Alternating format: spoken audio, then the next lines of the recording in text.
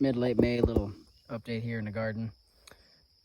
And I'm going to talk briefly just about what's going on here and what I'm doing. But I want to kind of focus on some of the things I've been learning about establishing a new space here. Oh my gosh, there's a little cat over by my pond. You see that? Anyway, what we have going on here, you know, I'm a little bit behind schedule. The schedule that I set for myself loosely this winter. I had planned to have most of this place under cultivation by now, turning it, from basically grass. This area has been lawn and perennial grasses for, I don't know, probably at least 40 years, if not more like 80.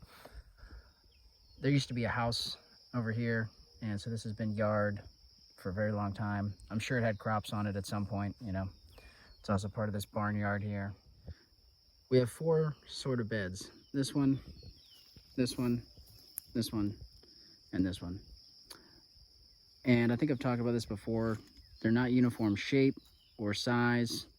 These first 3 were all thermophilic compost put down last fall. Really kind of like end of the summer, right, start of fall. This one is a few months old. Just had leaf compost put down. And I, scattered various seeds into that, and stuff is not really doing super hot in that bed. We can talk about that in a little bit, why I think that might be going on, and why it's okay that that's happening anyway. It's not the end of the world. It's not a huge deal. So my intent was to have somewhat of a spring garden going in here, and I started my seeds late, and I had some learning experiences with the seed trays that I'm using.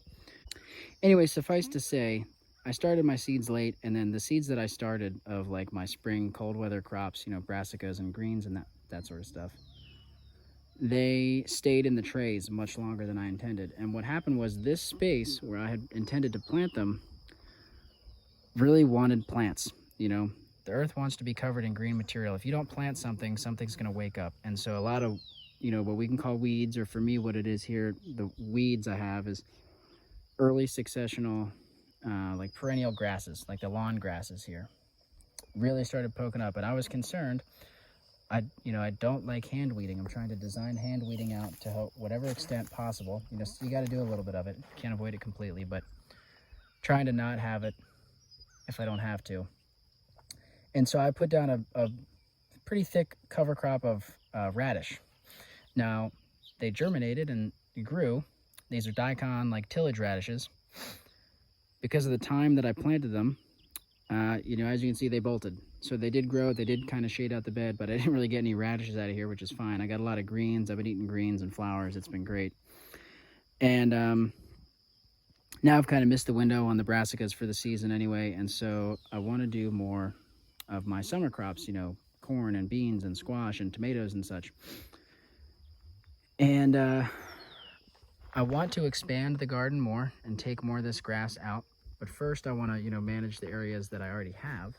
And so that's this spot. So I just wanted, I'm in the process tonight of pulling out some of these radishes because they're pretty much done, and I'm ready to get corn in there, and I don't, things that can't tolerate this much shade.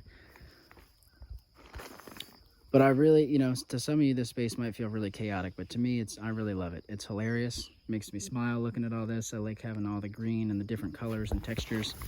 And I mean, it's just crazy, so strawberry here. I did plant in some corn already. I kind of forgot about it though, honestly, and it's been a little bit shaded out by the radishes, so we'll see how they do. And then hazelnut. All these radishes. Here's another strawberry hiding in here. There's some garlic that I probably need to harvest. Another hazelnut. I mean, this bed is crazy. Oh, I actually might pick this little strawberry here. And so that's kind of the gist on this bed. You can see some of these radishes are actually almost making seed. This is what their seed pod looks like. Pretty cool. I really like munching on the radish greens. They're super spicy. Not super, but they're a little bit spicy. The flowers are great. Elderberry cutting randomly stuck in here. More garlic. This is a beet. Somehow, I guess I threw some beet seeds in here and forgot about it. Kind of small. It's okay. This is what it looks like as I'm clearing it up. So I'm making space for summer crops here. I'm not sure exactly where I want to go with the rest of this video. I have a rough idea. I'm kind of picking up, it's the next day now, and it was quieter. It wasn't very windy the other night, so I'm going to try to talk louder. Hopefully you can hear me over the wind today. Back out in the garden, obviously. And I kind of just want to talk about a process I've gone through, a little bit of a change of heart or a change of design, as far as like how I'm managing and relating to this space. I guess the main gist is time and energy, right? We all have limited time and energy, and I think that because of just things going on in my life, right, I've had less time to devote to the garden and the nursery in general than I had planned, earlier in the year. And I've also really, over the past year, as I've been exploring a lot of this stuff, I've been finding out about myself, and this is not a surprise, but my heart is in the perennials for the most part. That's where my focus is. That's where I want to be spending most of my time, is establishing perennials like these hazelnuts that I have planted out all over the place, as well as doing nursery work, trying to propagate perennials. I'm not willing to give up having annuals entirely. I want to have some space for annuals, at least my favorite ones, but I'm finding that I don't enjoy the process of planting and managing annual plants nearly as much as I do perennials. And since I'm having limited time and energy to spend on the garden, I'm kind of changing up my plan a little bit for how I want to build out and manage this space. Over the past year, I've been so excited to get anything growing in here that I have been trying to find the fastest ways to get plants growing, as opposed to maybe my ideal way to get plants growing and to transition to space. And it's a big deal to transition from turf grasses and weedy stuff like this into a productive perennial or annual garden. Like, that's a big transition, and in order to do that successfully, it requires a lot of work. You have to have some sort of initial disturbance to change the system and allow it to move in a new direction, right? To break up what's been going on for many, many years prior. And so, some examples of disturbances, right? You could do a tillage event, you could do a fire event, you could tarp things and solarize them. You can lay down very thick amounts of organic matter to really suppress what's going on here. All of those types of things are just to try to terminate the existing cover that you don't want, right? That is the first step. The other thing is, this soil is very depleted, right? There's not a lot of available nutrients. I haven't done a soil test, but I can just tell based off how things are growing. There are a lot of plants, if I don't put a lot of compost down, they really struggle. Also, I have looked at this soil with the microscope, and the microbes that we really want for most of our plants are not there. There's not a lot of diversity. There's not a lot of life in this soil. There's not a lot of organic matter. You can tell just by looking at it. If I dig up a hole, it's not very dark. None of those observations I just talked about are scientific. In my case, I'm not doing soil tests. I guess the microscope's a little bit scientific, but I'm not putting quantitative numbers to it. I'm just kind of checking things out.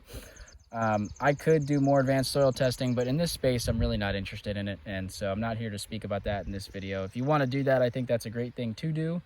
But I don't think you need to in a garden scale like this. But what you do need to do is have some sort of disturbance and then do something to bring in some microbes, okay? And preferably, really the only way to do that is compost. There are obviously microbial inoculants you can get that are not compost. It's just like, a handful of microbes or one specific species of microbes. But really, I prefer compost. I'm not writing off inoculants completely, but I prefer just to use compost. And if you're using compost, there's going to be some nutrients in there as well. Compost can act like a fertilizer, so you are adding nutrients and microbes if you add compost. And that, what nutrients and what microbes varies dramatically from compost to compost. So trying to get an idea of what you have is pretty important. At the same time, sometimes you have what you have, and that's what you got to make do with. And that's kind of the situation that I have put myself in over the past year since I got down to this land is, hey, I want to start a garden. What compost do I have available to me? What mulch do I have available? I don't care if it's not ideal. Let me get it down and put seeds in it and see what happens, okay? And I've had varying levels of success and failure with that. And it's been fun. It's also been a lot of work. And as I'm trying to pull, I'm realizing I'm having less time to be out here. I'm wanting to focus more on perennials. I'm asking myself, how can I make the annual side of things less intensive for me? And I think a big answer is that I am pumping the brakes really strong on my summer crops. I have these beds I'm going to try to fill up with more summer crops and manage a little bit, and I might establish one more row or something. I just started some seeds the other day of tomatoes and things like that, and I'd like to have a space to put them in.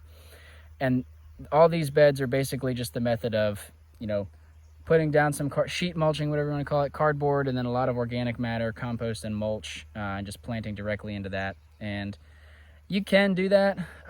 It does work. Some things don't like that, or I should say some plants like that more than others. And definitely the first season, the first 6 months to a year or two of planting in that space can be not ideal. Things kind of need more time to break down and get worked into the soil and stuff, and you're not having a very heavy initial disturbance, and so you can get a lot of the grasses still poke through in this situation and stuff like that. A lot of the plants don't look very happy. Like I said, some things do take off in that situation, and others really don't. Others kind of putter along, and yeah, probably you could attribute that to such a thick layer of organic matter like compost and wood chips and stuff might not have the right ratio of nutrients for that plant, and it's going to take it some time before it can get its roots deeper down into the actual soil and start getting more of the minerals that it needs from there. So I'm trying to do an option that takes less labor. That means it's probably going to take more time if I want the same quality, right? It's like you can pick three. You can either be cheap or expensive, short or fast, quality, good or bad. You can pick two of the three, right? You can be fast and cheap, but it ain't gonna be good. You can be good and cheap, but it's gonna take a long time, etc., etc. And I'm trying to switch up my implementation, my initial method on building out this space. So instead of just trying to get something down that I can plant into and suppress the grasses a little bit, instead, I'm not going to try to plant this whole area out in warm season crops. I'm going to kind of stop right here with what I already have for the most part, expand a teeny tiny bit just to give me some stuff to play with this summer. And then everything else I'm going to slowly, you can see I have a lot of tarp spread out here. I'm going to tarp stuff to kill the grass initially, and then I'm going to put down a very thin layer of compost. Instead of trying to, put down enough to suppress the grasses, I'll kill them slowly with the tarps. And then I'll put down a thin layer of compost, and I'm going to plant cover crops into that. I'm not sure exactly what cover crops yet, but whatever cover crop is appropriate at the time that I can turn this space over. So, however long it takes to kill the grass.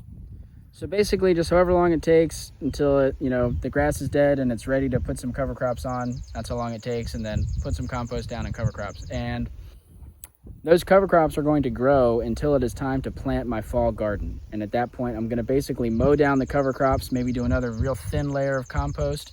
The weeds should be very suppressed if the cover crops do well, right? That's the plan.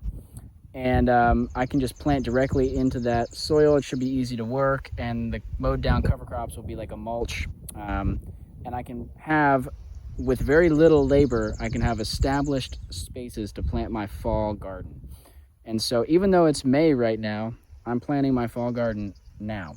And I'm almost stopping entirely with summer crops. I'm going to be, the rest of this, May's over in about a little over a week.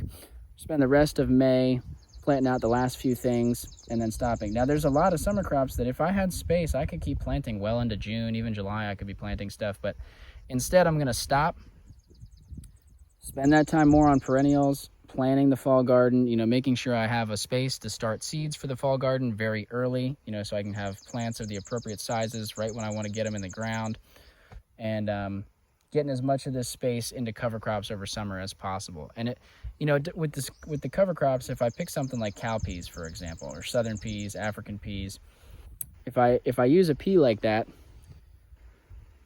even if these tarps have to stay on until July, that still gives me time to get that cover crop started. I don't care if it doesn't get mature enough to make a bunch of pods. I just care that we have green material growing to suppress the grasses and weeds, right? We'll kill them really hard with the tarps. That way it's hard for them. It's going to take them time to bounce back. And in that time, I'll get some sort of cover growing that's easy to terminate with mowing, right? That's the gist. Grass is impossible to terminate with, almost impossible to terminate with mowing. Obviously, if you cut it really short for a long enough period of time, you can kill it or get it really unhealthy. But, there's other crops that you could mow once or twice and terminate pretty well. So that's kind of the gist here. Another method, just to talk about some other methods real quick that you could try if you want to do this. Instead of tarping, you could use tillage. you know, you could come in and do some heavy tillage to kill the grasses and whatnot. That would be much faster than tarping. Both of them are very destructive, right? Tillage kills a lot of microbes. Tarping, you know, through preventing, basically slowing down gas exchange is definitely gonna kill some things. Now, as I've said before, this soil is already pretty dead anyway, so I'm not really too worried about having a detrimental effect on the soil life right now because there's not a lot present, you know.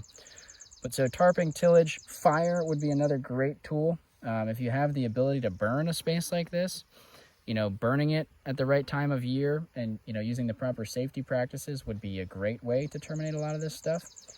Now, depending on what species are present, you may have to burn several times to really kill off all the things you want to kill off. But, you know, burning, again, it's a one-time negative effect on the soil biology. It's going to kill a lot of stuff on top, but it's going to deposit a lot of char and ash and nutrients down, and things are going to rebound, you know, really, really aggressively if you have an appropriate fire management plan. You know, you're not burning too hot too frequently, the right amount, you know, Goldilocks zone. The other thing that would be really cool is animals. You know, if you could come in and hit this really hard with animals, just have them in here real dense, you know, in a space like this, you know, maybe you could just give them this whole space for 2 days, have them graze everything down to the ground, trample it in, poop and pee a lot, and then get them out. And then cover crop immediately after that, right? All of these options, as soon as you have that disturbance, the tillage, the fire, the animals, tarps, whatever, as soon as you get out, you need to plant cover crops, and you need to make sure that they get established very thick, right? Because that initial disturbance is great at knocking things back, resetting the system, but if you don't put something else in place, plants that you don't want are going to wake up. The planet wants to be covered in plants. Earth wants to be covered in a blanket of green. She will do that with or without your help. So if we work with her, things can be a lot easier. So that's kind of the direction I'm going with this garden. I know this is kind of just me pointing the camera at stuff and talking. Maybe that's not super entertaining, but it felt important to me to express myself and kind of just, you know, what's going on here. And I'll definitely try to do an update, you know, in a few weeks as hopefully some summer crops that I've planted are growing along, and maybe at that point I'll have turned some tarps over and I can kind of show how I'm cover cropping and how that's going. And yeah, we'll see where it goes. I hope you're out there planting and having a good time. Just want to note, as I'm going through here getting ready to plant, you know, just one round of corn and beans in here just to see how they do in one of the older of the several beds. I'm pulling out some of the garlic. It feels like it's about time, and I'm pretty happy with that. That looks pretty good. This first one I pulled out. I'm gonna try, I don't know, I mean, these might be able to go a little bit longer, but you know, what happens if we just, let's see, can I yank this out with one hand?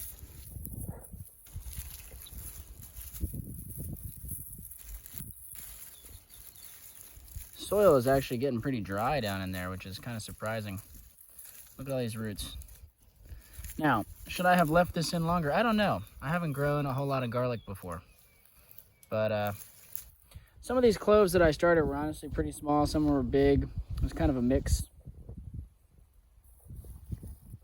Also, I just want to show, kind of surprised, but these are chickpeas. We might actually get some peas here. They're still flowering. Some of these plants are doing okay. Now it's going to start getting hot soon, and they're not going to like that. So we'll see if we can actually get some, you know, this isn't going to be enough to like make a meal of chickpeas out of, but if I can get some seeds out of it at least. Here's another one right here. It's got some pods on it. You know, they can start adapting to this climate potentially. Also, this incredibly strange fungus. I have never seen this before. Not sure what this thing is. All right, let's try this again. Turns out I wasn't recording. I wanted to just, you know, document this little experiment, how I'm trying to plant some seeds this time in this bed. And remember, this is pretty thick compost. It's been sitting here for half a year now at least. And I'm just using this pointed stick. It's a piece of dead crepe myrtle wood from the house I grew up in, actually. And sticking it down nice and deep, wobbling it around like that to kind of, you know, make sure the hole's not going to close anytime soon, and then go down the line making my holes. Got some corn seeds that we're soaking in here, and we're just going to drop them in the ground, top it off with a little bit of worm compost, call it a day.